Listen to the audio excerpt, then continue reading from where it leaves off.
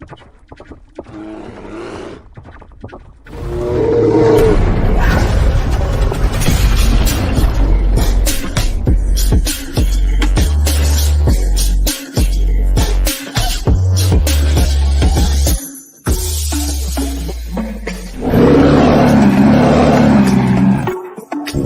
to Bare Bones.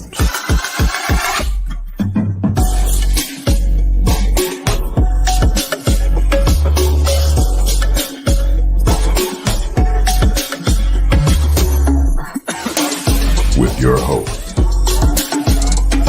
Danny Meehan and Dr. Mason West.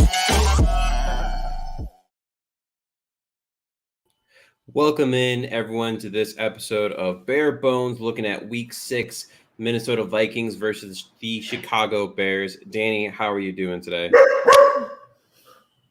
Apparently my dog wanted to answer for me. What an introduction there. Yeah, what an introduction. I'm doing well, all things considered. How about yourself? Not too bad. Obviously, I was a little late getting to setting up the stream. Works is real busy, mainly because I actually am going to Disney starting next Saturday. So I got a bunch of stuff I'm trying to get ready before that whole week. Got to tie up your loose ends, right? Ooh. Yes, exactly. Got to tie up all those loose ends, and people need treatment, right? So got to squeeze them in when you can. Yeah. But we have today should be a fun show, right? Coming off a win, which is always better than the losses that we had to deal with previously. First things first, our chart review, looking back at that game. What are your thoughts on the previous game, Danny? Previous game was a pleasant surprise. I had to watch it. I only caught the end of it in real time. Then I rewatched it the next morning, and it was a pleasant surprise.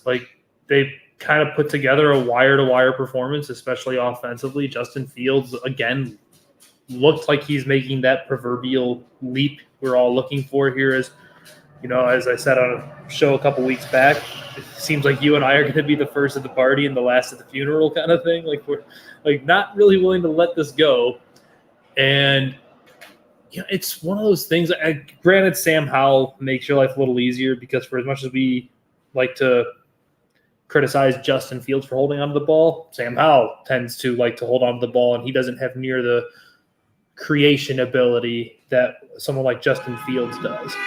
So all things considered, I think it was a really good game. It was a pleasant win. It was nice to finally watch a win for the first time. And what was that? The first win in 15 weeks. Yeah, after 14 straight losses where they allowed 25 or more. So not only did they win, they also didn't allow 25 or more points. So, small W's. When you talk about the small W's, you talk about the small W's, you talk about, like you just mentioned, trying to see Justin's growth and how, we're probably the last ones who are going to hop off this train. I'm not anywhere near the Caleb Williams bandwagon at this point. And you look for those small wins. Like, for example, the fact that, Justin Fields in the red zone this season is 15 for 23, 8 touchdowns, no interceptions, 4 big-time throws, 0 turnover-worthy plays, and an 88.5 passer grade. That's huge for a guy like him. Yes, we just need to get to the red zone, which has been more of the problem. Or the fact that we're seeing growth. If you look at Justin Fields in 2022 on passes up 2.5 seconds or quicker, he had a 44.5 PFF grade, was only completing 66% of his passes, 3 touchdowns, 2 interceptions, not great. But in 2023, on those passes that are 2.5 seconds or quicker, a 71.6 PFF grade, 70.9% completion percentage, and 6 touchdowns, 1 interception. Growth. That is what you're ultimately looking for, especially Correct. in a league where ultimately we tend to try to rush things. Yeah, we always try to rush things. And we always want the instant answer, especially because we had so much instant success from guys like Burrow, especially after he came back from his ACL, and Justin Herbert, who came out and lit the world on fire and everything. It's so easy to get greedy, but also understand that these quarterbacks aren't coming to the league the way they used to. The days of these guys coming in with, and I know we hate it, it's such a dumbed down, rudimentary way to say it, but the pro style offense, these offenses are more simplistic in terms of play calling and getting a huddle together than they've ever been. It's so much of just get the best athlete on the field with the ball in his hands and just let him cook. and then they have to get into the league, and it's like just the very like a play call could literally be cotton ball or whatever it might be, and you get to the league and it's a 12-word play call, and it's like they've never had to do that before. And it, like for instance, Justin Herbert's big learning curve, which is why he was so impressive, was Oregon for the longest time just held up signs of pictures of what the play call was. Like, oh, it's cherry, oh, it's a boat, whatever it might be. Like, there's so much that goes into playing NFL quarterback, and I feel like we don't give these kids enough grace period to just learn and get their bearings about them almost, you know? And the other thing that I know you and I have both talked about, whether it was last year or this year, was supporting cast issues, right? You look at, you got, as you mentioned, Burrow, he gets to throw to a Jamar Chase, a T. Higgins. The offensive line's been up and down. They bought a very good defense in free agency. Herbert, same thing. I mean, you have Austin Eckler in your backfield. You have Allen. You have a often injured Mike Williams. You can just keep going. Mahomes is an amazing example. That Hurts is an amazing example where you have this great supporting cast. That hasn't been the case necessarily for Justin, but you're starting to see some of those things get better. Like Darnell Wright, he's a rookie. He makes rookie mistakes, but he has 79.1 run block rate according to PFF, first amongst Bears players, first amongst all rookie offensive linemen, and 8th highest amongst all tackles. Tevin Jenkins came back, first Commanders with 37 snaps, 0 sacks allowed, 0 pressures allowed. DJ Moore had a damn night. Cole Kmet was able to actually show a little wiggle, which is surprising because he's beyond stiff this year in particular, but he was able to, support Justin. You're seeing more and more happen. The defense is not really doing much supporting still, but as a whole, there's more to work with, and I think that's showing with Justin's production. And what's even crazier is I don't even think Kansas City was as bad as the numbers make it look. Like, I think he showed progress in terms of his process and his ability, but like his first 2 games were objectively awful. There's no way around that. He was bad. The play calling was bad. Everything about the offense was bad. So even factoring the two awful starts, a middling to bad start in the middle where it's like the results weren't there, but the process was getting better. And then the back-to-back weeks of 4 touchdowns and 300-plus yards. He is now, according to PFF, the 16th graded quarterback in the NFL. And you're factoring in 2 of his worst starts of his career to start the season. So the growth is there. It needs to continue if you want to stave off these Drake May and Caleb Williams, what have you, rumors that should they land a top 2 pick.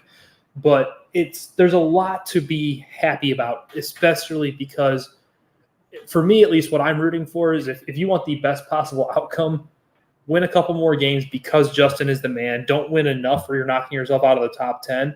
So basically you're hoping for Justin Fields to have his Deshaun Watson 2020 season where he just he balls out, but he makes it impossible to move on from him. That I would agree, right? Because in that scenario you're talking about, let's say you get, 5-6 wins, you have still a top 10 pick like you talked about. Maybe that Panthers steal a win here and there, which is hard to see because right now they're just atrocious. But maybe they are only the 2nd or 3rd pick, and now you can use those picks. Let's say it's 2 and 6. You can go get a Marvin Harrison Jr. You can go get an Olu that will tackle out of Penn State. You can go get edge help. You can trade down and get more picks. Yeah. So that's great. They're in a really interesting position. And what's crazy is, let's say they win this weekend, which I think is possible, and we'll get to that later in the show, obviously, against the Vikings. If I told you after the first 6 weeks they were 2-4, but Justin looked like this, would anyone actually care? Or is it just the taste that the first 2 weeks left in your mouth that makes it feel all the worse? It's the latter. And that's what pisses me off, because if you took this schedule and they end up, again, we're saying 6 wins, and you just reorder the schedule, which you can't do because, yes, you want to see progress, Correct. It's just how it happened. It's the fact that it started off that bad. Right. It started off that bad. And you also have to factor in week 1 is weird.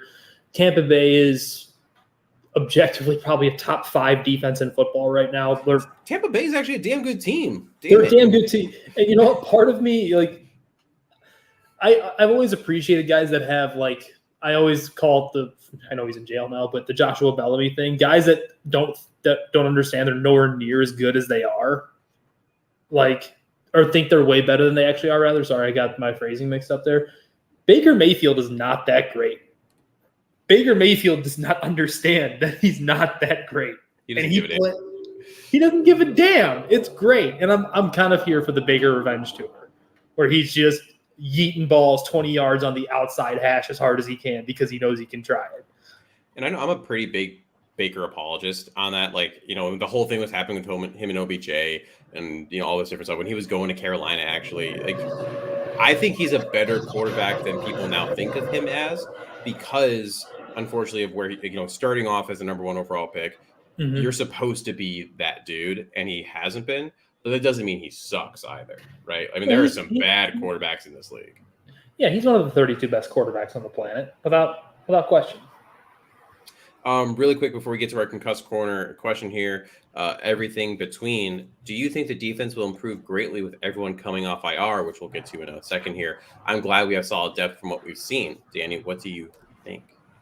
I don't think that the depth really matters when the starters aren't that great. Like Tremaine Edmonds, I feel like has left a lot to be desired.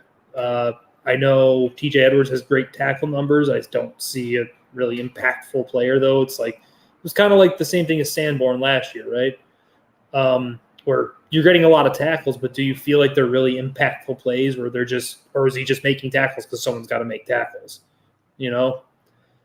I was a big Jaquan Brisker fan. I don't know what's happened. Like, I felt like he was turning a corner at the end of last year in some regard, and he looks like he's a beat slow to everything. Like, he's a half second late, half second slow. Everything just feels like it's just a little off. Now, I will say that on the other side of that, I think the Bears may have something in both Terrell Smith and Tariq Stevenson. I think both of them can play, which is interesting to me, at least. And to play devil's advocate, I do think that with the people you have coming back, and again, we'll dive into this a little bit more, Kyler Gordon, Eddie Jackson, Jalen Johnson, your secondary getting healthier, that yes, your defense will improve. Now, you don't build a defense from the outside in, you should build it from the inside out. And so having an improved secondary, yes, will have the quarterbacks hold the ball a bit longer, but you'd prefer to have an improved pass rush to put pressure on the quarterback, shorten that time that they're holding the ball so that the secondary can actually eat. Correct. And that's just not where they're at. Is it going to be better? Yes, I do think it's better. Is it going to be improved greatly as everything between ask? I don't know if I'd say greatly. I think you're going to see, like, I don't know, for sake of numbers, a 15 to 20% improvement, not like a 50% improvement. Your improvement is going to come from the fact that guys like Pickens and Dexter and Smith and Tariq Stevenson and Kyler, now that he's going to be back and getting reps again, are just going to play. And by virtue of playing, they should improve. They should get better. Like, Gervon Dexter is showing some stuff. Do I think it's great still? No, not really. I think Pickens needs to show up. I thought he looked better through the first couple weeks than Dexter did, and that since has flipped. Like, where Dexter now looks better than Pickens, and he should. He's got a better physical profile. He was a more sought-after prospect, this, that, the other. But that's where your improvement's going to come. And for the love of God, I know it's something just so nothing to get mad about, but it just because we all know what Tremaine Edmonds is. Fill a lane hard, dude. Come crashing down and make a hit. Stop getting – you're 6'5", 240. Play like it. It's one of the things that just – oh, my God, dude. Come off a block. Do something. It is tough, and I talked about that last week on the show a bit, where a lot of Tremaine Edmonds' stats seem to be – they're empty stats in a way. Like, he's going to get tackles because he's fast, long, and he can get there. But are they game-changing? Are they series-changing? As of right now, the answer is no, right? No. I use the stat. I don't have it off the top of my head, but I think he had going into last week, I think it was 3 TFLs, tackles for losses.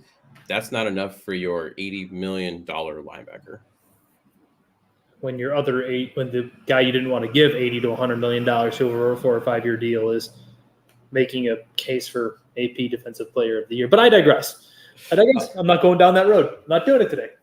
One last bit of negativity, hopefully, before we move to the game against the Vikings, our concussed corner. This is just something from the last game we didn't really like. A decision so odd that the decision maker must be concussed. Honestly, I sat there for about 7 minutes trying to figure out what to put here. There wasn't a lot that specifically last game I was really against. The one that I'm stealing a little bit from QB school, JT O'Sullivan, is the sail route concept that they Bears keep dialing up for Mooney. Previously it hasn't been open. The last couple of games, and then specifically against Commanders, was open a couple different times. As of right now, Justin is not throwing that sail route well, or not well enough. One that was highlighted, there was one that's coming at you on the broadcast. Seems like he overthrew Darnell. Definitely could have been a better ball. At the same time, I think Darnell got tripped up a little bit coming out of his route. So right now, they're just not on the same page, especially on that route. That should not right now be your first read, especially multiple times a game. Just go figure it out in the bye week or something. But as of right now, let's not. That shouldn't be it. Yeah, I mean, I really don't have anything. Like, I know. I mean, can I go like the opposite of concussed corner? I actually really enjoyed the slide inbounds by Fields to kill more clock versus going out or getting hit. Like, it's not a concussed corner, but I don't have one, so I'll give you the opposite, I guess. Like, that slide, that's heady. That's a good heady football play. So credit where it's due. We do have another question here, so you can go the opposite since you didn't really have a concussed corner from Q. Bucket Stats. Go follow him. He's got amazing stuff every single time, every single year, especially in the offseason. He has this whole chart that you can basically be a GM with. It's amazing. He asked, do you think the Bears make any big changes schematically, offense or defense, coming out of this mini bye?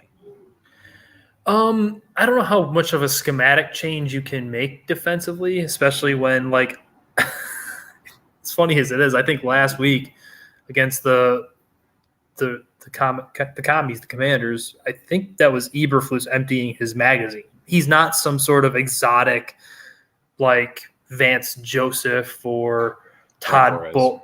Brian Flores. Brian Flores is like warms the cockles of my heart, like, because he has so much effort to his play calling. He doesn't give a damn. Like, he's a mad scientist. Like, we always talk about the mad scientists on offense and what they do, and like Brian Flores is a mad scientist on defense, where it's just like, I'm gonna do this because I can. Or another guy like that is Steve Spagnuolo in Kansas City. We'll just do shit just to try it. But offensively, I don't know if I want to call it a schematic shift or just building upon what you're already doing. Keep exaggerating Justin's strengths and start adding in more things that almost like relate to those strengths. He's good at this. All right, so now this, and then this. Keep doing whatever you're doing now is working. And yes, the league is going to adjust, but that's when those other things you work on during the mini bye, and then at the later bye and near the end of the season, you use to keep compounding on your offense. I don't know if you should make a major shift at this point, not with how everything's going, especially because I think this weekend they should put up more yards and points. Yeah, defensively, I don't know that they can do much schematically. I don't think specifically Eberflus can, because, I mean, you go back when he was with the Colts as a defensive coordinator and look at his pressures, they were always on the low side. The only time it really peaked up was when they went out and they got an amazing 3-tech into Forrest Buckner, and just the fact that he is like just a really good player changed that. And then, of course, that continued at the Bears. They're not able to generate that pressure. And that he even specifically went on record this week, and I'm paraphrasing here, but basically with Justin Jefferson out, that you don't have to, shade coverage over them. You don't have to be as aggressive and exotic on certain looks. And then I hate that. No, you should be trying to, right? You don't always have to send blitzes that are sending 5-6 guys, right? Send that fake pressure. Like, can you hide where the pressure is coming from to try to generate stuff? And I don't think Eberflus can. Oh, you can do the fake mug fronts where you have both linebackers in the A gap and you can just have them bail. There's plenty of things you can do. That's just an example. But I just don't think he can do it, or he's willing to do it. I don't know if it's in his DNA. Some guys just don't have things in their DNA. Like, you can go back even to the last regime where Matt Nagy did not have under center I form stuff in his DNA, and he told us as much. Well, he didn't come here to run the I formation. Yeah, that's exactly what I was saying. So, like, some guys just don't have it. not every coach can be the adjustment guy, the guy that's like, this is my talent. This is what I know I can do with that talent. Some guys are, this is the cloth I'm cut from. This is how I know how to do it. Now it's not good. It's a really terrible old school habit, but that's just kind of the nature of who he is. Well, and moving on now, done with the previous game, moving forward. But first, we do have a quick break here. Our sponsors over at Achilles. It is time to talk Achilles ankle repair. The first thing to hit the ground when you play most sports is your foot. So why isn't your foot and ankle strength a priority for you? Achilles was created by founder Trey Villarreal and co-founder Eric Schlossberg to give every athlete the advantage to perform with confidence and allow them to play at 100%, even after suffering serious injuries. It is trusted by collegiate and professional teams all over the nation. The Achilles has been shown to increase muscle development by as much as 320% in the lower leg muscles. I use this myself for my personal ankle strength and with all of my lower extremity patients. Often transitioning from table exercises to functional movements in standing can be hard due to ankle weakness. Traditional bands are too weak, and many standing balance exercises are too hard. Achilles bridges the gap by bulletproofing the ankles and knees. Achilles can be used for rehabilitation, injury prevention, and overall strengthening, so it is great for the clinic, the gym, or the home. Want to see it in action? Head to their Instagram, Achilles_Nation, or my own personal page, dr.westsportpt. Then go to anklerepair.com to order yours. Now, for our training room roundup, this is where we look at the injuries and dissect what they look like, if some players are going to expect to be playing, et cetera, et cetera. This is a long list, but for me personally, not something I'm super concerned about. Danny, with these names, and actually I have to technically scroll down a little bit to get to the full list because you can't really see everyone, unfortunately, just because of how long it is. What name on here is the one that stands out the most to you? That'd be the most concerning. Most concerning.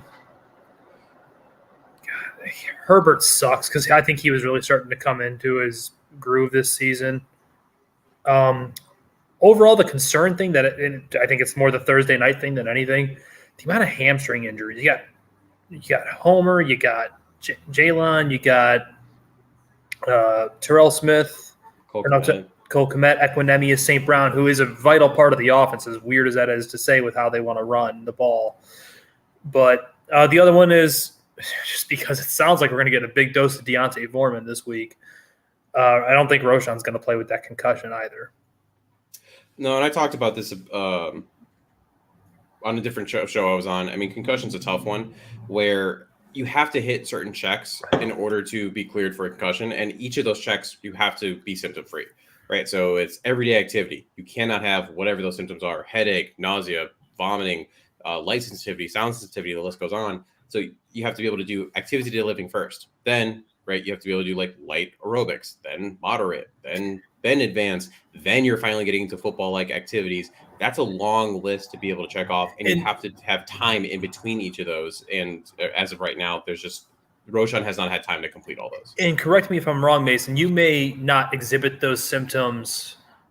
Say he got concussed Sunday. You might not exhibit those symptoms till Wednesday. You could have delayed onset concussion syndrome, where you feel fine Monday, Tuesday, and then you go into work Wednesday, and the room is spinning, you're seeing spots, you're nauseous, you got a headache, and you've got sensitivity to light and sound. And then all this, I mean, I can hand up. I've had it. I felt fine, and then I can't. A couple days later, I was not fine. So as of right now, Roshan's out. So like you said, it's actually really interesting with Herbert out for the foreseeable future. I mean, he's going to be out at least 3 to 4 weeks at a minimum. The only reason I'm saying just IR him. That's why I'm saying 3 to 4, like up to that 4, because I have the exact same thought. If you think he's gonna be out longer than that, you would have put him on IR already, right? I mean, it's as simple as that. Yeah, I mean that's what makes sense.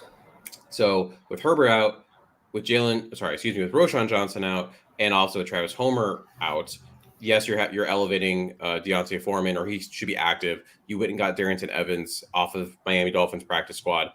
Do you almost feel like though that because it's really just them and Kari Blasson game.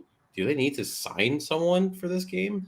That'd be my thought. It's so simple. The name I keep coming back to is Kylan Hill. He's familiar with Getsy at 2 spots.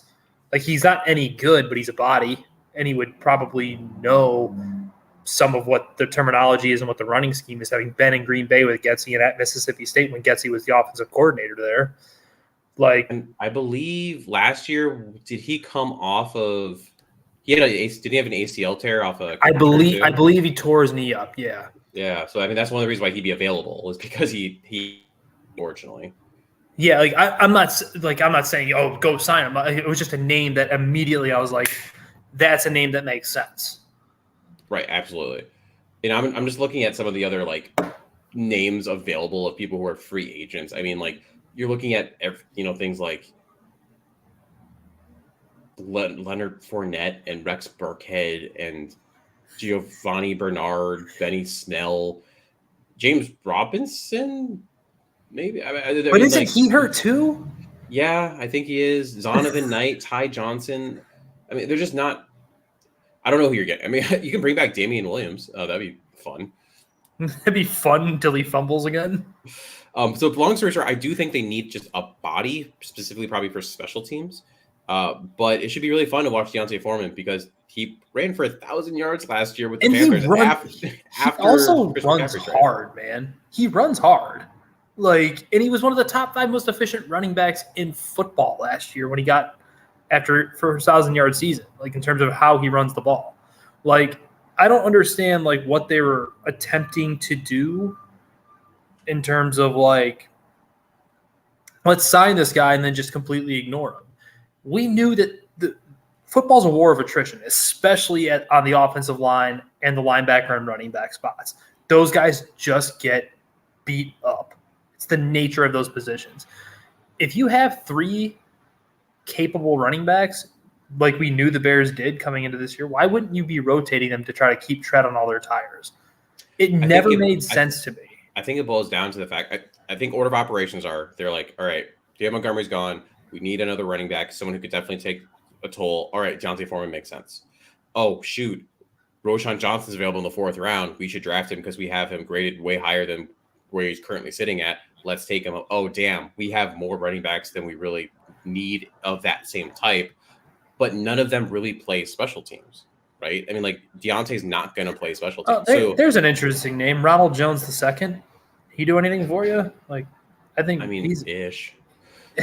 I'm sorry, I'm just looking at the names. So ultimately, the problem ends up being the reason Travis Homer is active and Deontay Foreman's not is because Travis Homer gives you that 3rd down running back specifically, but also the special teams play.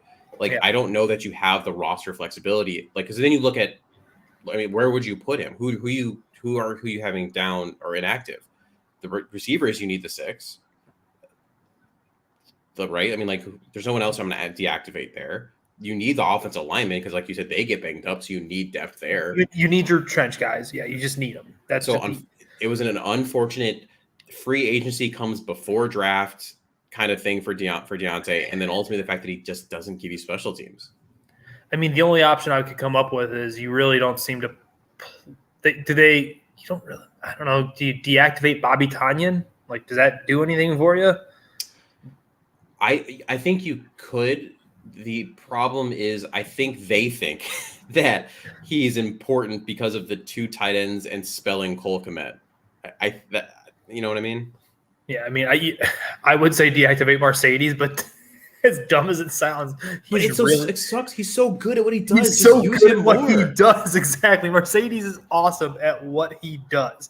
What he does isn't sexy or cool, but it's awesome for what he is. But to get back to the training, the injury report here, guys like Kyler Gordon, Eddie Jackson, Jalen Johnson, by what I understand, all 3 of them are playing. Expect that to happen. So your secondary is back. We already talked about Khalil and Travis. Cole Kmet, this popped up a little late, kind of, for the most part. Also, so I would expect him to play. When he did interviews with CHGO, he didn't mention it, but he also said they had to cancel golf because his body was sore. So it's probably one of those things where it's more of a maintenance thing. And keep in mind, too, when they say limited, that means there was something that they didn't do that everyone else did. So it could have been, yeah, we ran team period today. Cole didn't do team today. And it's just like, that doesn't mean he's not playing. So tomorrow will be interesting on that. Doug Kramer, important for center depth just because of we have no idea what the heck is happening. Ultimately, Lucas Patrick, who as we see is also in concussion protocol. Also, Cody Whitehair has had his injury issues, so you need him available.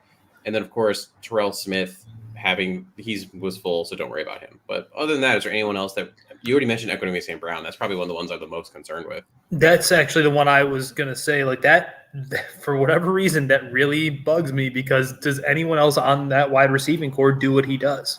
No, and there's no one that you have like on your practice squad or anything like that can even come close to replicating it. And what's crazy is I know he's not a fantastic wide receiver. That guy's going to play 10 or 15 years in the league, 10 or 12 years in the league, whatever it might be, because he's a coach's pet. He does everything you want.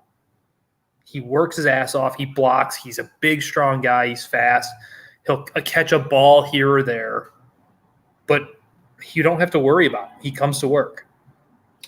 I mean, I guess one that's it's probably not. I was going to say, I mean, they did sign Colin Johnson, who's that gigantic 6'6" receiver. The enormous man. So maybe he could be someone you elevate to block, maybe? We need to kill this narrative that just because you're enormous means you can block, though. Oh, I mean, we've seen a receiver leave recently that proved that wasn't true. We've got a tight end on the roster right now that kind of proves it's not true. That's also very true. Over to the Minnesota Vikings. The one that's the most interesting in this, besides the fact that Justin Jefferson is not going to be in there, there's no reason to talk about it. He's not there, so great. He's not going to be there for 4 weeks at least. The one is Jordan Addison, right? Because he's now wide receiver 1.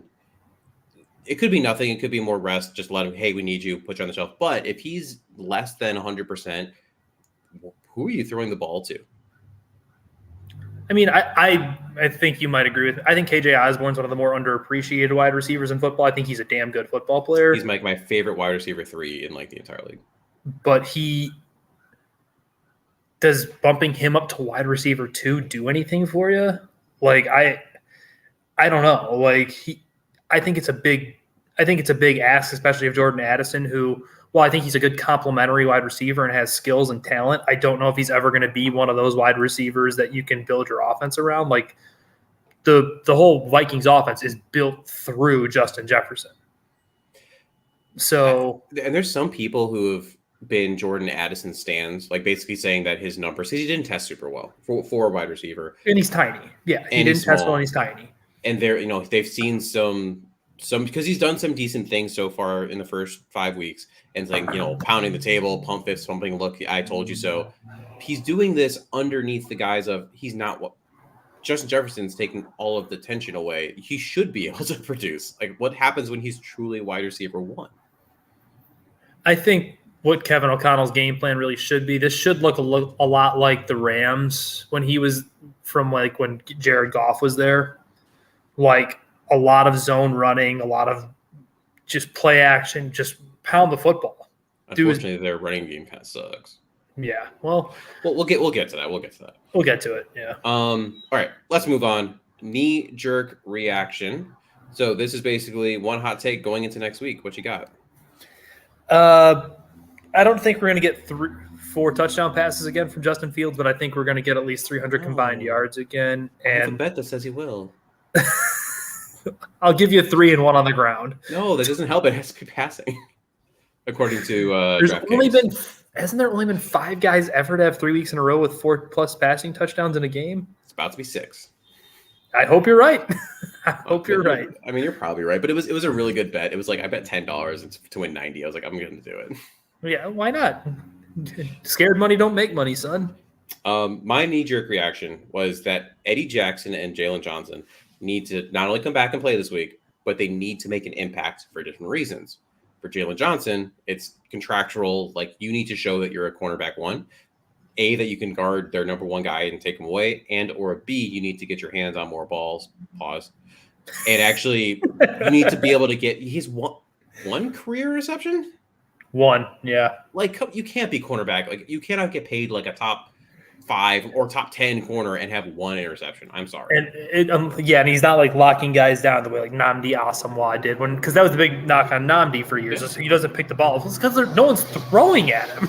So Jalen needs to do one of those 2 things, if not both. and he has the rest of this season to do that if he wants to remain a Bear. Up until the trade deadline, I think his name's popped up a little bit as the hot cornerback that maybe a contending team that needs corner help might need. Can we touch on that for a second? Like, I think that's really interesting, especially with the arrival of Terrell Smith seemingly being a good football player and a 5th-round pick, so cheap.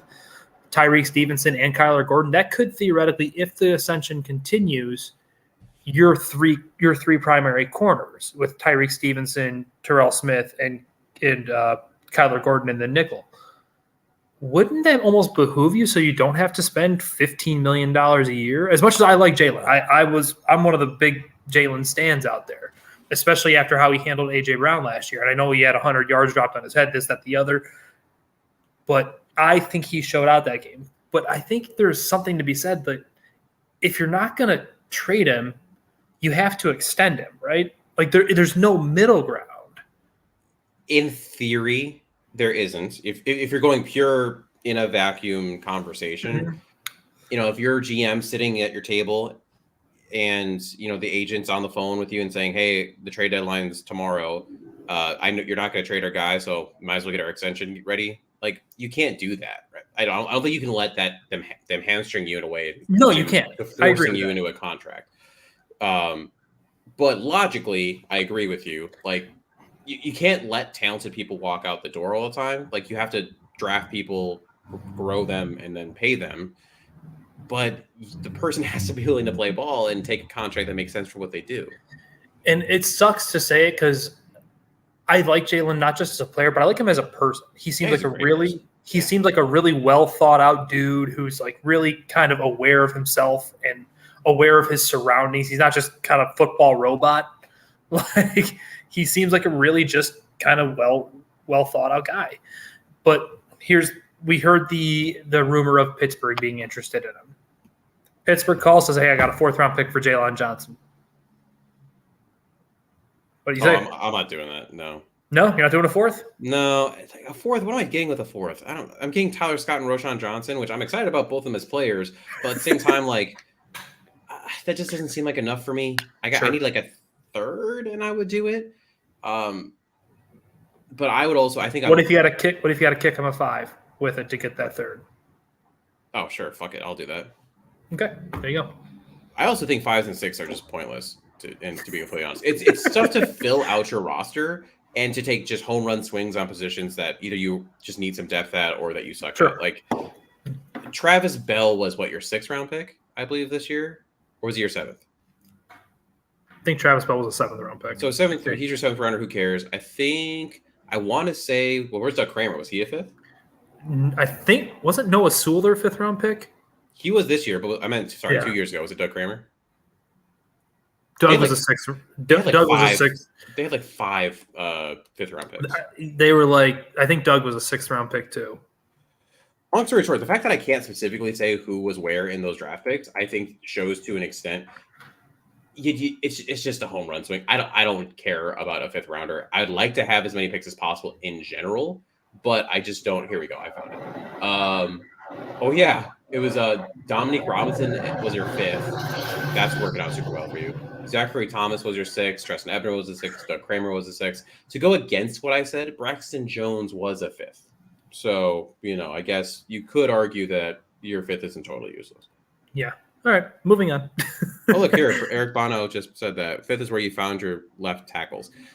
I'm happy with where Braxton is. At the same time, if we're sitting in the draft next year and I have a chance to take Olu from Penn State, and I'm probably taking him and saying, thanks, Braxton, you're now my swing tackle. So, or you could probably get something for Braxton Jones if you wanted to, or flip him. Yeah. All right, moving on. To be perfectly honest, this is just basically where we say something brutally honest about this upcoming game. Danny, what you got? You need to continue your offensive performance. There's no reason to. The Vikings defense, while it's fun as hell to watch because of what Brian Flores does, they're not all that good. Like, there's not a ton of young talent on there. They're really hanging on to parts of yesteryear, like from those Zimmer defenses. And I think that's partially why you're seeing so much more just mad scientist crap come from Flores' brain because he has to. Like, he has to do something to try to make up for the talent deficiency. So you go score points. You're going to get scored on because I think Minnesota's offense is good even without Justin Jefferson. Because I think Kirk, for better or for worse, is a solid, good NFL quarterback. He's going to get yards and points on you. He's just going to do that. So score points. That there's no reason to not score points anymore. Yeah, I mean, if you look right now, the Vikings are ranked 12th in offensive DVOA at 3.1%, and so you're top half of the league, right? I mean, and that's having with some turnovers and other things mixed in there. Like you said, he's a competent to good quarterback that's going to put up numbers. You have to match that. Yes, you do. To be perfectly honest, this will be a massive letdown if the Bears don't win this week against this weak Vikings defense and Justin Jefferson out. They're both 1-4. They're different 1-4s, but what I can say that right now the Bears are on an upward trajectory with that one win. It's only one win, keep that. But just the feeling in the building, the feeling in the fan base, the feeling in overall versus the Vikings, right? And you look at that Vikings defensive DOA, they're at a 2.8%, which ranks 19th in the league. The Bears are at 31st. Let's be real, it's terrible. But as a whole, it's not a good defense. Now, we talked about Brian Flores earlier and the exotic looks and everything. I think that's something that's going to be a concern going forward. But at the same time, when you have all of this stuff going against the Vikings, you have to be able to capitalize on it, especially when you're coming off of the two Justin Fields performances that you have. Yeah, I agree with that. To me, Justin Fields right now he's such a rhythm player, and he's such a guy that you can tell he feeds off of how he feels. Like, if he's feeling down, you're going to see him kind of like with that like Jay Cutler-esque stare sitting on the bench, but when he's feeling himself, he's that guy who gets hit and he's like getting up saying to come bring it on. Right now he's that kid, the lineman in the tunnel of that high school game saying, I guess I just got my swagger. Like, that's who he feels like. Like, he feels like he's finally got himself back. And this is the kid, and I know he's the kid I finally remember watching at Ohio State, who was playing with such rhythm and poise and just swagger almost. Like, because he knows he's the shit. He's always been the shit. He just doesn't show it the way other guys do. You know? Well, it's funny because that leads me to my, well, ain't this humorous, where I find it funny the people who are in the crash for Caleb Williams or bust setup right now. Because as you said earlier, and as I agree with, your best case scenario is still Justin being that dude and playing like he did the last couple of weeks throughout the rest of the season for a variety of reasons we talked about.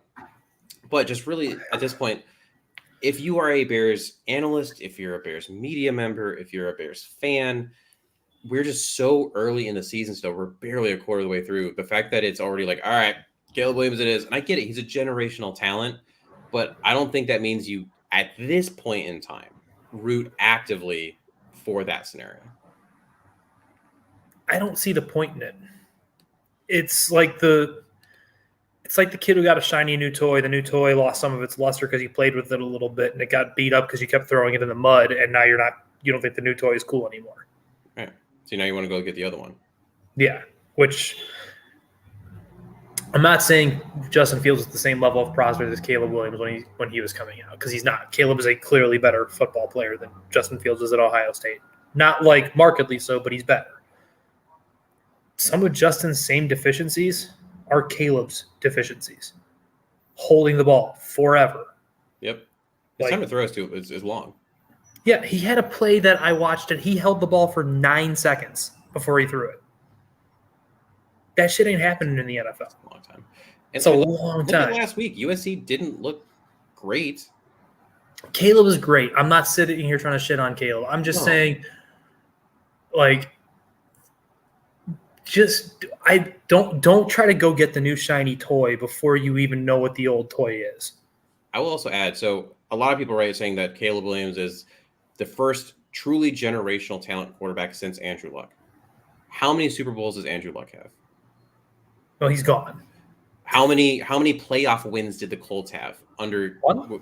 I think one. One, I think. And now that's not an Andrew Luck problem. That's not what I'm saying. What I'm saying though is that you had that guy. You move on from Peyton Manning, which was a different scenario because his neck was broken and his arm was a noodle.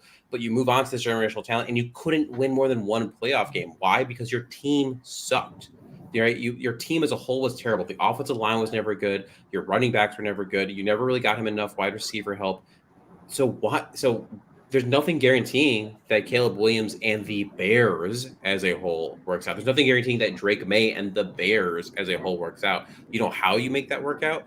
You take swings in the draft and try to get top talent. You know how you can do that? You get a top pick from the Panthers at 1, 2, 3, whatever the hell it ends up being. You sell it for a ransom, and you surround Justin and fill this team with talent.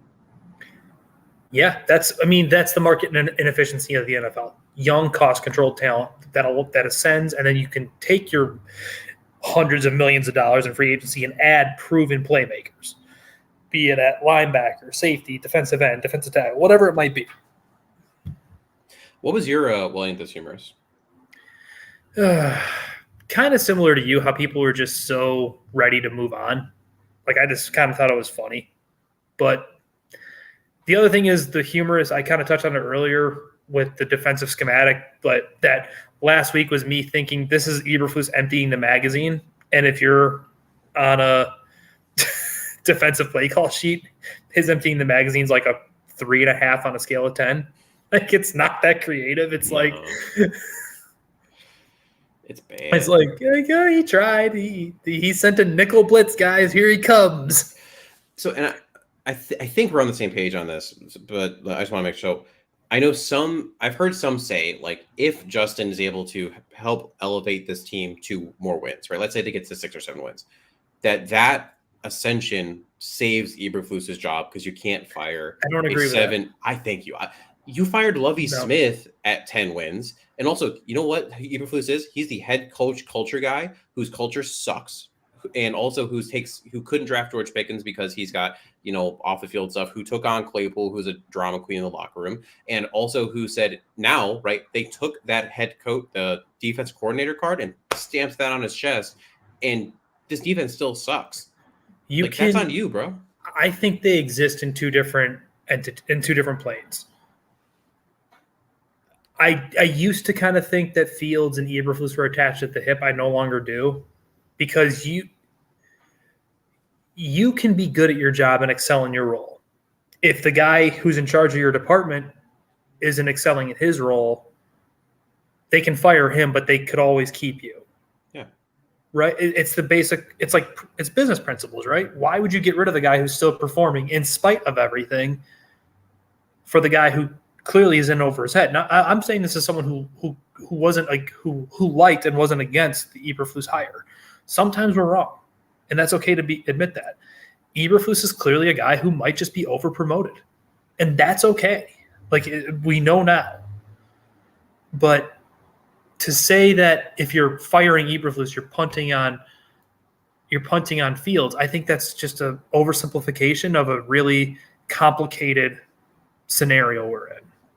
And I would be more likely to agree with that idea if Eberflus was an offensive guy, right? If you could maybe say like, oh, well, he's a part of this continued ascension, or even if Kevin Warren wasn't there, because I think, if it was still Ted Phillips, George McCaskey, kind of above Brian Poles in that scenario, I could see that being more likely.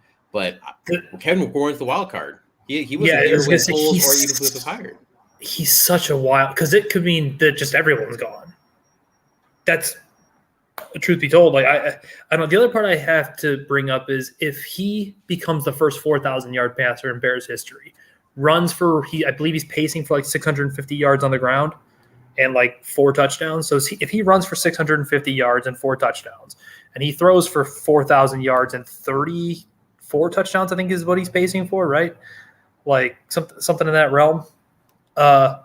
So you're going to actively move off of 4,600 combined yards and 37 touchdowns? Yeah, but Toys R Us is coming back and Caleb Williams is sitting on the shelf. No, I don't, man. I don't care if Kevin Warren's in charge. I don't think that the ownership is just going to move off of the best single season any Bears quarterback has ever had. One interesting thought here from Scott in the chat. How do you get rid of Eberflus and Naki Fields, another play calling coach? Can you keep Getsy? I would say no. Because you can't keep doing arranged marriages. You can't say, hey, head coach is coming in. You can come here, but you gotta keep Getsy. And also, what has Getsy done to make you think he can do it? Like Nothing. I think Justin Fields is a lot in his own realm, kind of like Josh Allen or Jalen Hurts, which I know are the easy comps, but those guys made themselves better actively because they put in the work, and they are that wired. Like I don't think I love Justin. I think he's a hard worker. I don't think anyone's in the same realm as like Jalen Hurts for how he works. That guy's in his own like stratosphere, like for how he does and goes about his business. But I think Fields and Allen are cut from the same cloth where they're going to get the absolute most out of their abilities. They're not going to sit back, relax, and just say, oh, I'm this uber talented, physically gifted person. I'm just going to rely on that. No, I think that they bust their ass and they make themselves as good as they can, no matter what. Like, and let's be honest here. They weren't trying to let Justin Fields be Justin Fields the first couple weeks. They wanted him to be Aaron Rodgers and sit back there and pick apart the defense when that's not how he plays. I can't tell you how much it pisses me off when people are like talk about the season in totality when it's like it was literally two different offenses in week 2, the first 2 weeks versus like Chiefs. They got more to like what they're currently doing now, and that was just a stupid game. But weeks 1 and 2 and weeks 3, 4, 5 are just different. If they wanted to do what they were doing weeks 1 and 2, they should have drafted CJ Stroud or they should have drafted Bryce Young. Point, period, blank, end of story. That's what they should have done because those are much more of your prototypical in-the-pocket passers who want to read the defense and get the ball out. Fields doesn't fit that mold. He never did. Not even at Ohio State, as generational as he was coming out of Ohio State. Because that's the other thing that goes – I think you and I have said it at just to the point of like irritation. Like we forget how special he was coming out of Ohio State. Yep. He wasn't some run-of-the-mill first-round quarterback prospect like Christian Plunder. Like, he was a guy who was thought of, if he was in the class before him, he might have given Joe Burrow a run for his money coming out. If he was in the class after him, he was the surefire number 1 pick. Like, what are we doing here? We, as Bears fans specifically, and I think in general also in the NFL, and then to an extension society in that general order, are so just used to things not going well that we want to look for every negative possible thing. And in addition to that, instant gratification. Justin didn't come in right away and show out. Instead, we had the Cleveland game where he just got absolutely destroyed and looked lost and awful. And we're not willing to say, okay, well, that game plan was straight doo-doo. I don't get it. It makes no sense. What you need to know, we're transitioning now to these Vikings games specifically. Vikings lead all-time series 65, 57, and 2. Not great. The last 2 games, the Vikings won 29-13 and 29-22. You'll remember the Bears lost in October to the Vikings when an Emir Smith-Marset fumble on the final drive ended any chance of a comeback. That was a Justin coming out game too. That was a game where he looked great. And currently, the Bears have multiple losing streaks that they can break this weekend. They have a home game losing streak of 9. The last win was the Texans, 9-25-22. A division losing streak of 10. Last win against the Lions, 11-25 and 21. And then lastly, a Minnesota Vikings losing streak of 4. Last win there was 12-20 in 2020. Not great, Bob. But you can fix all this. And you know how you do it? With our love, hate it, rehabilitate it. You know, we're going to look at the matchups that we love, that we hate, and things, something that we'd fix. So what do you love about this matchup, Danny? I love the matchup of Fields against this defense in general because I think he should be able to continue how he's been in terms of performance the last 2 weeks. Maybe not to the same level because of the exotic stuff Flores does, but Flores also runs a lot of man.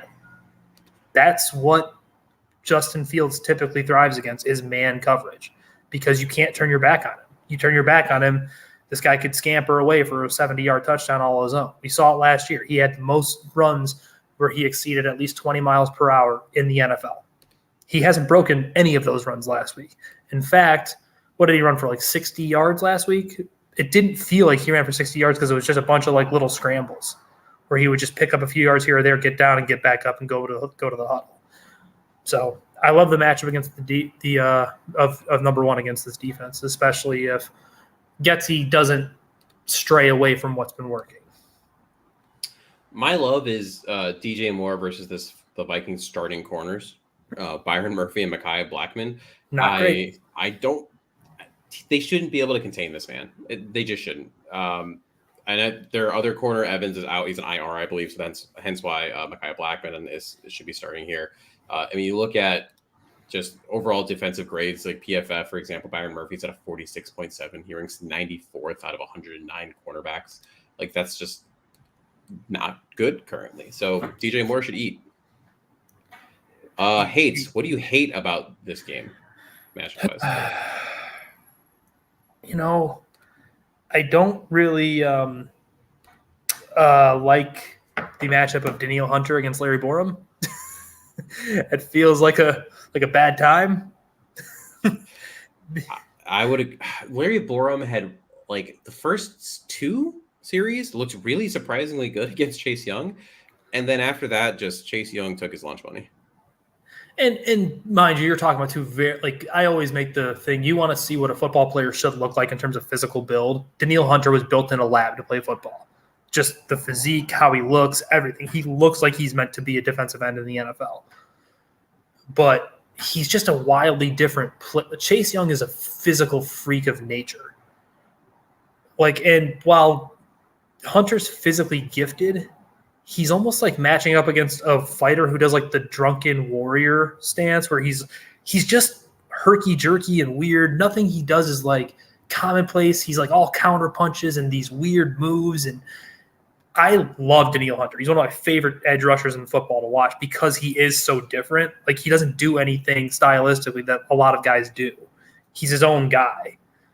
But I think that could give Larry Borum issues, shall we say. Which is an understatement. My hate was Eberflus, the head coach and defensive coordinator, versus Kevin O'Connell, the head coach play caller. I just think Kevin O'Connell is better at his job, that he's going to create, with the help of Kirk Cousins, of course, just who is just solid quarterback.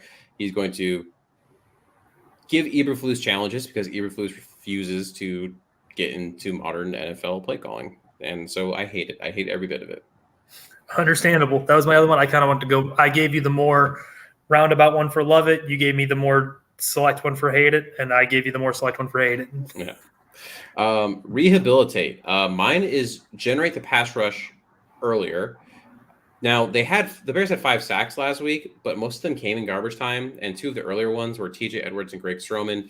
So how real are those 5 sacks? I mean, they happened, but garbage time, trying to just throw the ball. I think it was there was some crazy stat. I do not have it. I should have grabbed it with how many times the Commanders passed the ball in a row at one point in that game. It was wild. So at some point, yes, you should get sacks, especially in a game like this where Kirk Cousins, he's an accident turnover waiting to happen, whether it's a fumble or an interception, but you have to be able to get him off his spot and make him feel uncomfortable in order to do that. He's also not the athlete that even Sam Howell is. He's an older guy now. He'll take off for a scramble here and there, but he's not like doing even what Howell does, where he'll like jet out to the left and just try to reset his feet and rocket the ball downfield. He doesn't have that in his bag anymore. He's old and limited. So yeah, I can get behind that. My rehab, it was kind of the same way. Like, I was going to say the pass rush, because I actually think protection's been pretty okay the last couple weeks. But it's the pass rush, man. Like, I can't emphasize enough how much I just think that defenses are built from the trenches out. Like, you can't do anything if your big fatties up front aren't causing havoc. Andrew Billings is a good football player. I would even go as far as saying DeMarcus Walker is a damn good football player. Not sexy, just they do their jobs okay. Eventually, though, Yannick Ngakwe's got to come off the edge and get a sack and bend it. Like, did you watch the they had his mic'd up for the game? So there's like a 7-minute video on YouTube. No, I didn't. Go watch it. It's funny because besides him just talking to players, most of the clips where they're showing him just in the game, he's just getting beat by the tackles and guards. And it's like there isn't like none of them I'm watching is like him like, oh, almost sack. Oh, like if he had just one more step, he would have gotten there. It was just a lot of like nothing. You know what's going to be funny about him is he's going to mess around, get his 10 sacks, and it's going to be the quietest 10 sacks he ever heard. God, yeah, he's already at, what is that, 2 right now? 2, yeah. So stupid.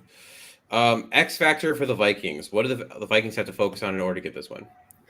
The X factor is going to be the running game.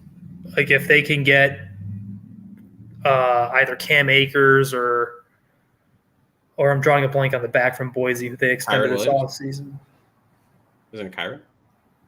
No, Kyron Williams. No, he's in LA still. The running back from Boise State that they just extended this offseason. I don't know why the heck I was thinking about Kyron. Sorry. Because you heard Rams, I'm sure. Yeah, my brain went to that. Are you talking about Alexander Madison, their main running Madison. Yeah. If they can get those two going, I think that's their X factor. Especially because Cam Akers looks like he's found a little bit of juice that he used to have. He's never going to be the athlete he was after that Achilles, but he looks like he's starting to come back to form, and I mean that makes more sense being 2 years post-surgery now. So I think there was some weird stuff going on there too. Like the Rams actively just didn't like him for some reason. Coaches got dog houses, man. It's a real thing. I don't know what happened there. Mine was shut down DJ Moore. If you figure out a way to bracket him, double team, safety over the top, and all that jazz, and just say take away DJ Moore, as of right now, the Bears have not shown that they would be able to survive without him. So that'd be my game plan. Bracket and put the safety over top, corner right on top of him. Go ahead. Beat me, boy. Yeah, make everyone else win. X factor for the Bears. Mine is using the short pass game to bolster the potential hurting run game and punish the blitz. Because we talked about, Flores has some crazy exotic looks. You need tight ends and running backs to chip and frustrate the ends that are going to be coming hard. And again, pause. And watch for pressure from the middle out. Justin does decent when the pressure's off the edge. He struggles when it's right up the middle. So one thing that Khalil Herbert still needs to work on, not to talk about those injured, rest in peace, your ankle, is like there are too many times where he would be there for pass protection and he's supposed to leak as as the dump out option, but he was leaking so early and letting a lineman just fly by him. Like you still got to hit someone with the opposite jersey color. Yeah, so it's like what the old high school coach saying: somebody hit somebody. Like just put a body on someone. I don't care if he's not on your side of the field or not. Yeah. What's your X factor for the Bears? X factor for the Bears is for me. It's going to be how Getsy calls the game against Flores' defense. Is he going to get Justin on the perimeter, get him moving around to really just put stress on the defensive line and all these pressures that Flores is going to be coming with? You got to get Justin on the move. You got to get him to the perimeter outside the tackle box and get him around because you have him sitting back there. Especially with Larry Borum. Like, I just don't trust it to just try to have him in the pocket. And also keep some of these quick passes up where it's like his hot is 2 steps and the ball's out. Like, and he's showing now he's hitting those slants now too, right? Like he wasn't throwing them before, but now he's actually throwing those slants. Let's keep going back to that. You know what's so crazy about it is some of his best throws were the intermediate throws his first couple of years, and he is just not hitting those anymore. He's one of the worst intermediate throwers in football right now. And I have to think it's the ghosts, right? Hearing footsteps, just because for those intermediate throws, you still need time for it to develop. His footwork has regressed a little bit. There's a little heel cookie at times. He's jittery in the pocket, and so his balls have been sailing on him a bit. Mm-hmm. Over to our over-unders. First one, and the funny, we talked about this earlier. Over-under, Justin Fields passing touchdowns. I said it at 3.5. Under. I think 4 is just such a big number, man. Get out of my face! Get out!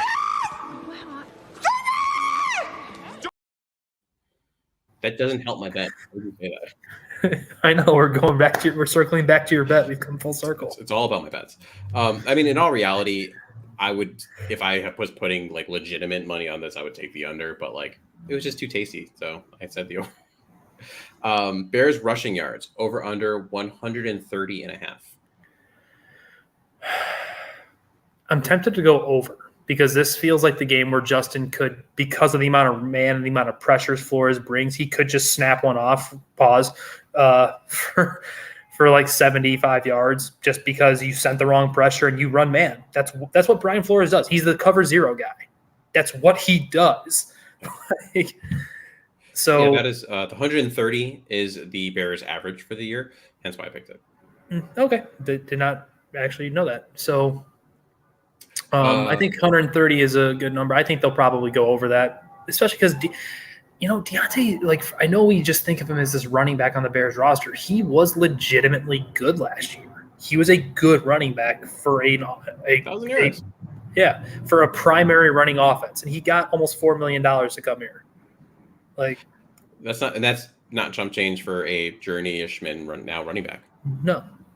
I'm going to parlay off that. This wasn't on my list, but I'm going to add it. Over under 1.5 touches for Velus Jones. Over. They've got the Velus package, and I think you're going to probably see him in the backfield once just to see if it'll work. Because that I meant to talk about that when we were talking about the running back injuries and all that stuff earlier. Why can't just hand Velus the damn ball out of shotgun, right? Like I maybe he just can't do it, but you'd think he'd do pretty well at it. Just run him on a toss crack, see how it goes. Yeah, get his speed up. Yeah. Over under 1.5 Kirk Cousins turnovers. Under. They might get him once. I don't think they're going to get him twice. Right now, he is averaging 1.4 turnovers for the year with 7. But again, that's also against some better defenses too. Mm-hmm. Over under 299.5 Vikings pass yards. Under, but only slightly. I think they're still going to have just because the Bears already told you they're going to play soft zone. So Kirk is going to rack up these KJ Osborne underneath routes and Jordan Addison underneath routes because they're just not going to press, and they're not going to use what really their cornerback room is kind of built to do, which is be up in your face and jam. Over under 1.5 sacks for the Bears. Over. I think they're going to get one on a blitz, and I think think that someone like Dominique Robinson is just going to come exploding off the edge and beat his man and finally get him. With his one pass rush move he has? With his one pass rush move. Or it'll be like the Zach Pickens pop play where the one thing Pickens has is his burst off the line. Next, game predictions. And, of course, first we got to do this game. Vikings are favored 2.5. Who do you got? I think the good vibes are there. I think Justin's playing well enough. I think the defense is starting to feel kind of revved up, so they'll let up points. I think the Bears will win. It'll be probably a field goal affair, though. I think it's going to be tough for Kirk to not have his safety blanket of Justin Jefferson. And how many times have we seen, whether it's in Bears games specifically or other games, where it's 3rd and 12 for the Vikings and JJ is the one that they go to. Mm-hmm. So you don't have that. The Bears have their safety blanket currently in DJ Moore. They might, depending on how the injury shakes out, have the secondary safety blanket in Cole Kmet, who Justin loves to target. Like you said, vibes going up for the Bears, neutral to downwards right now for the Vikings. I also would go one step further, and if the Vikings lose this game, I think those Kirk Cousins trade rumors become a little more real. Jets still seem like a team that could make sense. Atlanta still seems like a team that could make sense. Kirk Cousins' wife is actually from Georgia, and they go there all the time. That could be something very interesting. Just something to keep in mind. Tonight's game, gross. Denver Broncos at the Kansas City Chiefs. The Chiefs are favored by 10.5. If you had to pick this game, what would you pick?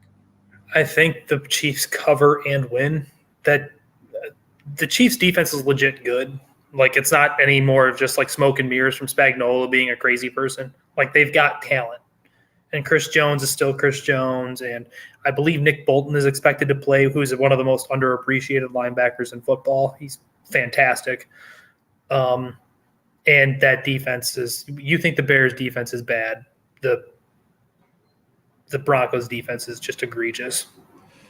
Yeah, and I just saw too. Kelsey's playing tonight as well, so you're gonna have Travis. You're gonna have your best receiver, and You mean Mr. Taylor Swift? Oh, don't you start. I can't tell you. Oh my God, it's awful. So at work, obviously I'm treating patients all day and it's also in a gym. So there's constant conversation. The amount of conversation I've had to hear about Taylor fucking Swift and how that is the main conversation around the NFL. Stop it. I am so over it. I need this narrative needs to die. So we're going to move on to the Patriots at the Raiders. The Raiders are favored. Bears will be playing them coming up. Who do you got? You said Patriots Raiders? Raiders favored by 3. I don't know how the Raiders are favored by 3 other than the fact that Matt Jones has just become from a competent, starting level quarterback to a dumpster fire. Very quickly, yes. I don't think that. Do I have to pick? I don't like either of these teams. I don't think the Raiders are particularly good either. No, but for some reason someone came down and said, "Hey, you need this for your parlay. You have to pick it." I would probably take Raiders -2.5, just because Devontae Adams still exists. So you're picking the Patriots because it's the line's at 3. Oh, I thought you said -2.5. No, I'll pick the Raiders. Oh, okay. I was like, you can't just make up your own line right now. What are you doing? Just making your own thing. Detroit Lions at the Buccaneers. Lions favored by only 3. You know what? I actually like the Buccaneers. I think they're a good football team. I think the Buccaneers cover. What's up? I was gonna say, are they outright winning or just covering? I think they're just covering. I think the offense is. Well, no, you know what? I'll say Buccaneers win outright. The defense is balling. I think Baker's kind of playing with that swagger that he always is going to play with because he doesn't understand that he's limited. Like if there's Mr. Unlimited in Russell Wilson, there's Mr. Limited in Baker Mayfield. We got 2 more here. Cowboys at Chargers. Cowboys favored by 2. Cowboys are struggling. Chargers coming up soon on the Bears schedule. Probably the Cowboys. That defense is still awesome. Dak Prescott is kind of just. I've made the joke a few times that Dak Prescott is just Kirk Cousins with melanin. I think they're very much the same player. Like Dak's probably better, but just kind of cut from the same cloth. Where he's just, these are my progressions. This is what I'm supposed to do. This is how I'm going to play. Yeah. So. And it's not like he's some young pup anymore in the league, right? This is his 9th NFL season, 8th NFL season. So Dak Prescott is still Dak Prescott. At the end of the day, I think they're a better football team. And as much as I liked Brandon Staley as a coach, I think he's just not it, not for the Chargers at this point. Their only saving grace is if Justin Herbert goes nuclear, which is completely plausible. Justin Herbert's awesome. But that defense in Dallas is a buzzsaw. Last one here. Dolphins versus Panthers. The Dolphins are favored by 13.5. So this one's tough because they apparently just do not like Jalen Waddle anymore. They just don't throw him the football. Devon Achane is hurt and on IR now, and they're going to be relying on, not that Raheem Mostert is a bad football player or Jeffrey Wilson Jr., who I believe is coming back this week, is a bad football player. They just don't offer the same. Well, Raheem has game-breaking ability, but he's not the same football player that Achane has been to start his career. God, that's a big number. It's a huge number. It's a big damn number, man. I'll say that the Panthers cover, but barely. Because I think that they're going to try to play the ball control thing where they just don't give the Dolphins the ball as much as they possibly can. It's just a hard game plan to do, and the Dolphins can score on any given play. I would almost think it's a backdoor cover. I just don't see the Dolphins doing again what they did to the Broncos, because even though I don't think it's an issue for the Dolphins where they didn't run up the score or anything, I do think there's going to be a call down where it's like, hey, we can't do this again. Just literally sit everybody if it got to that point. Yeah. We might get the Chase Claypool anytime touchdown this week is what we might get, Mr. Man. I thought about honestly doing that, to be completely honest. A Coccyx and Bull story. This is our bold prediction section, 1 offensive, 1 defensive. I'm realizing I forgot to do this, so it's going to be off the top of the dome for me today. Offensive, bold prediction. I'm going to go with all of that. Darnell Mooney gets 4 catches in this game. Ooh. Which is wild because he has very, very little. And my defensive bold prediction, just keep rolling through it, is that Jalen Johnson is going to get his 2nd interception of his career. Woo! What do you got? First one, we'll start defensive to kind of piggyback off you. Gervon Dexter gets his first career NFL sack. That would be great. I would love He's that. he's starting to get. You can see he's starting to get a little bit better week by week. I think he's going to get his first one, and Deontay Foreman's going to go for 100 yards. I don't know if it's going to be an efficient 100 yards. Maybe he's going to get bottled up a lot and then just bust one because he is an explosive, hard running back. Pause, but he runs hard. So, why not? I don't think those linebackers are particularly good, and the Bears have had a good running game. I don't think the fallout from Khalil Herbert to Deontay Foreman with Roshan being the middleman laws is going to be as big as some think, because I think that he's a legitimately good NFL starting running back. And I think you might lose some of the explosive run that Herbert brought, but you can make up for that potentially with Justin's legs to try to get some more explosive on the ground. Offensive player of the game. Who do you got? It's hard to not pick DJ Moore at this point, right? Just because they're going to spam him. It's like they finally figured out that, hey, number 2 is good at football. Give him the football. They finally realized they can hit the X button. Yeah, just spam it. I'll go off what you said. I'll go with, I think, assuming the Vikings try to just eliminate DJ from the game, I'll go with Deontay Foreman. That he gets that 100 yards, a touchdown, and that ultimately, especially if they do get a lead and they have to try to wean the clock down. Defensive player of the game. Yeah. I want the TJ Edwards true breakout game where he looks like a really good linebacker that they paid for. So I'll go with TJ Edwards.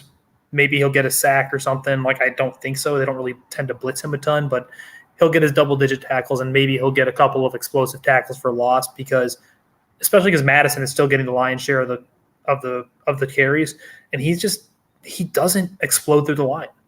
He's kind of a plotter. I would have also gone with TJ Edwards if I wasn't so heartbroken, where my bold prediction on defense for last week was that a ball would get tipped and he would get an interception, which almost happened in the game, and he just can't catch. So I refuse to have him picked this week. So my defensive player of the game, I'm going to go with who I had get interception, Jalen Johnson. I think it's going to be one of those, fourth quarter Vikings need a touchdown. Kirk is pressing a little bit, and Jalen Johnson comes away with that pick. King of the North, aka MVP, aka just the Justin Fields category. Who do you got? Hey, you called it, Justin Fields. And it's just that, especially this year, right? Especially this year, it is what it is. The Bears are going to rise and fall with Justin, and ultimately, this whole year is about who is Justin, and is he someone that you roll with going into next year? There's no other way to put it. This whole season is about him at this point. And that's where we will end this nice long stream for y'all. Hope if you're going to watch Thursday Night Football, I don't know why you just love football. I'm not going to watch it. I got enough stuff I got to do tonight. I'm not going to watch the Broncos get spanked. Enjoy that. Get excited for the game coming up on Sunday. I'm actually going to be joining Bill Zimmerman on the post-game show that's going to be on Windy City Gridiron this Sunday. So if you didn't have enough of my ramblings, you're going to be able to hear me there this Sunday. Danny, anything before we go? No, man, I'm not watching this game. My wife and I just started that show, The Fall of the House of Usher, based on the Edgar Allan Poe short story that just got released on Netflix. I assumed it was based on the halftime show for the Super Bowl. Ha I should have done the thing, but I didn't. You should. Is it good? Okay, give me one sentence synopsis. What is the show about? We're only one episode in. It's this family that owns a pharmaceutical company, and they're under trial, but the family is haunted kind of thing. It's based on an Edgar Allan Poe short story, which I read a lot of them. I actually never read this one. So I'm actually kind of interested in it, especially, spooky season is my favorite time of year. So my wife and I are alternating picking different either TV shows or movies that fall in the Halloween category. For the most part, she picks things like Saw and Cabin in the Woods. I pick things like Halloween Town and Hocus Pocus. So we are finishing Disney Plus's newest Haunted Mansion. Oh, very cool. Very cool. It's a good time. It's pretty good, actually. I would suggest watching it. It's a more elevated spooky, not spooky movie. Yeah, we tend to gravitate more towards psychological thrillers and crime ones. I've always liked the slasher movies, but she gets nightmares. So, and they're coming for me apparently. That's the perfect way to end it. Talking about spooky slasher stuff. Enjoy the rest of y'all's week. Have a great weekend, and we'll see you next time. Bear down.